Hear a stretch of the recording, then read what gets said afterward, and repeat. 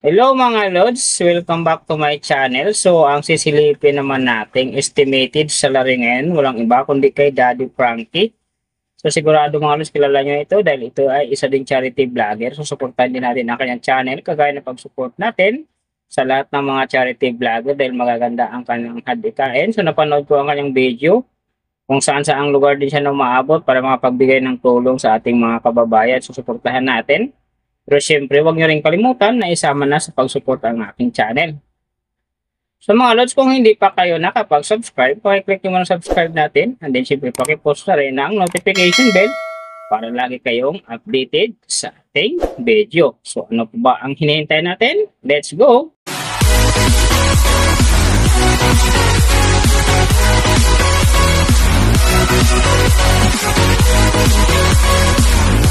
So sa ngayon mga lods, si Daddy Frankie ay mayroon ng upload videos na 646.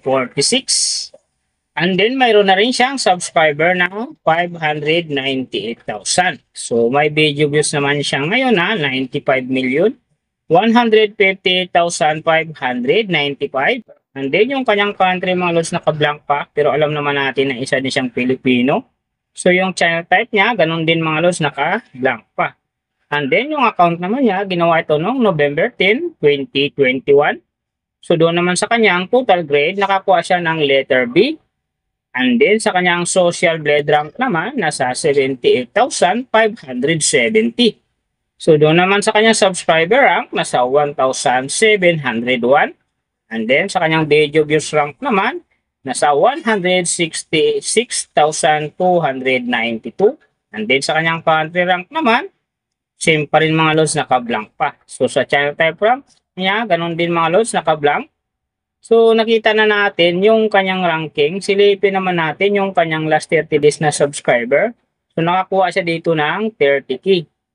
Ang hindi lang maganda dito mga lods kasi ang kanyang percentage bumaba ng 14.3%. So ibig sabihin nun, bumaba yung pasok ng kanyang subscriber kung i-compare natin sa nakaraan niyang buwan. So, doon naman sa kanyang views mga lods in the last 30 days, nakakuha siya ng 6.673 views. So, hindi pa rin maganda ang kinalabasan kasi ang kanyang percentage dito bumaba din ng 23.2%. So, ibig sabihin, bumaba din ang pasok ng kanyang views. So, alam na this, mga Daddy Frankie fanatics, so share na sa inyong newsfeed at din sa mga friends para gumanda uli ang pasok ng kanyang subscriber and then siyempre yung kanyang views. So nakita na natin yung kanyang ranking, last 30 days subscriber, and then yung kanyang views. Silipin naman natin yung kanyang daily summary from subscriber, views, and then yung kanyang earning. So nakita ko rito 2 araw lang ang hindi umangat, simula nung March 30 at saka yung April 1. Yun ang mga araw na hindi umangat ang kanyang subscriber. So sa ibang araw naman umaangat 2K at saka 1K. Simula nung March 19 hanggang 20, nakakuha siya ng 2K bawat araw. And then pagdating naman ng March 24 hanggang March 29, nakakuha siya ng 1K bawat araw. Kaya ang kanyang subscriber ngayon nasa 598,000.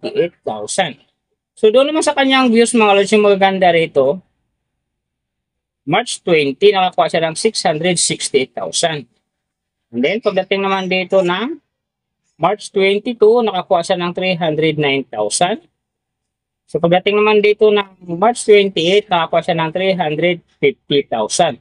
So yung last na medyo maganda pa sa kanya dito, yung March 31, nakakuha siya ng 317,000. So sinasabi ko mga lods, hindi yung ganong kaganda kasi ang kanyang percentage nga dyan, bumaba ng 23.2%. So doon naman sa kanyang earning mga lods, tingnan natin dito yung March 25. Sa kanyang low estimated, nakakuha siya ng 53 US dollars. And then sa kanyang high estimated naman, nakakuha siya ng 850 US dollars. So ang mga yan naman mga lods, daily summary lang. Mas maganda kung silipin natin yung naka-round off na from daily, weekly, and monthly para malaman na natin kung magkano na ngayon ang estimated salary ni Daddy Frankie dito sa YouTube. So, unahin natin yung kanyang daily average. So, sa daily subscriber, nakakuha siya ng 1K. And then, sa kanyang views naman, nakakuha siya ng 222,437. So doon naman sa kanyang daily low estimated ng kanyang earning, nakakuha siya ng 56 US dollars. So times natin sa 55, mayroon siyang 3,080. And then sa kanyang daily high estimated naman ng kanyang earning, nakakuha siya ng 890 US dollars. So times natin sa 55, mayroon siyang 48,950. So yan mga lods ang kanyang daily average. So pupunta naman tayo sa kanyang weekly average. So sa weekly subscriber, nakakuha siya ng 7K. And then sa kanyang views naman, nakakuha siya ng 1,557,059. So doon naman sa kanyang weekly, low estimated ng kanyang earning, nakakuha siya ng 389 US dollars. So times natin sa 55, mayroon siyang 21,395. And then sa kanyang weekly, high estimated naman ng kanyang earning, nakakuha siya ng 6,200 US dollars. So times natin sa 55, mayroon siyang 341,000. So yan naman mga lods ang kanyang weekly average.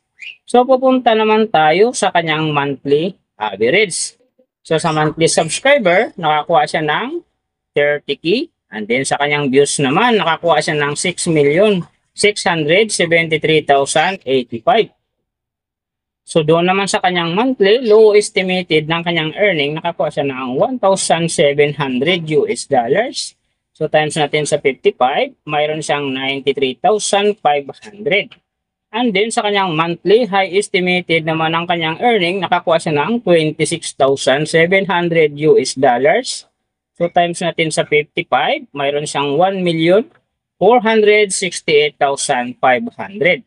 So yan naman mga lods ang kanyang monthly average. And then yung nababanggit ko rito or nakikita nyo is pawang estimated lamang yan. Nakabase lang tayo sa Social Blade website. Isang public website na kahit sino pwedeng mag-open para malaman kung magkano na ang estimated salary ng ating mga inidolong YouTuber, vlogger, or influencer. And then mga lods, dahil ko sinasabi yung natutupad dyan yung low estimated kasi nga hindi natin talaga kayang i-demand sa ating mga viewers na huwag mag-skip ng ads. Pero pwede pa rin namang maging times 2 yan, times 3, or maging times 4 pa kapag ang isang vlogger nakapag-viral ng kanyang video. Pero siyempre mga lods, kung supporter ka ni Daddy Frankie, huwag na kayong mag-skip ng ads dahil sinasabi ko nga siya ay isang charity vlogger.